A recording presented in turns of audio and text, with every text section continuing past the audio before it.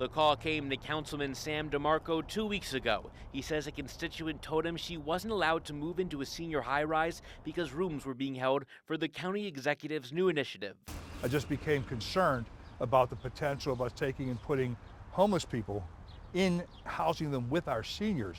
He says the attack on a Butler County woman in downtown Pittsburgh earlier in the week magnified his concern. She grabbed me by the hair, pulled me into the street, and shoved me onto the ground, and then started punching and kicking me in the face. And I just don't want to see that perpetrated on any of our seniors. We asked the county executive about that call DeMarco received. That doesn't make sense. She says DeMarco doesn't have all the facts. People will not be housed in senior centers.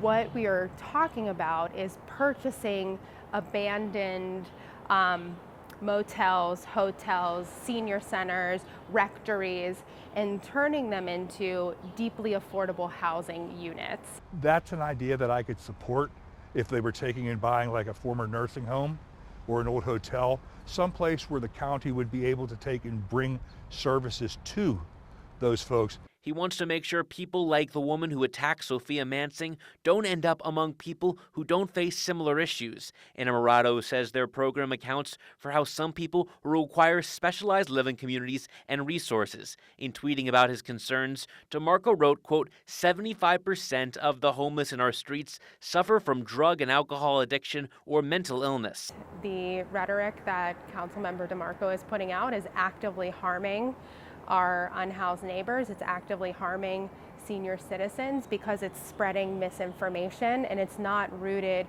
in the reality of what this program is and the data that we have through our Department of Human Services. She says their data shows an increasing number of unhoused people don't have severe mental or behavioral health issues. They just need financial support. I stand by the rhetoric that I've said. She calls it rhetoric. But these are the facts supported by the studies. None of these are made up. I think what's missing here, Ricky, is really an open discussion amongst county leaders.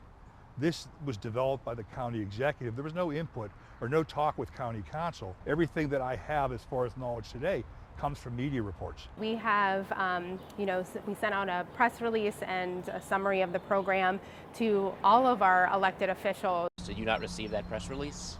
The press release is afterwards. He says it does not address his questions related to housing seniors and that communication with council members is lacking. Perhaps Mr. DeMarco is not interested in reading about the program or attending or asking questions in a meaningful way, which he could get the answers to fairly easily.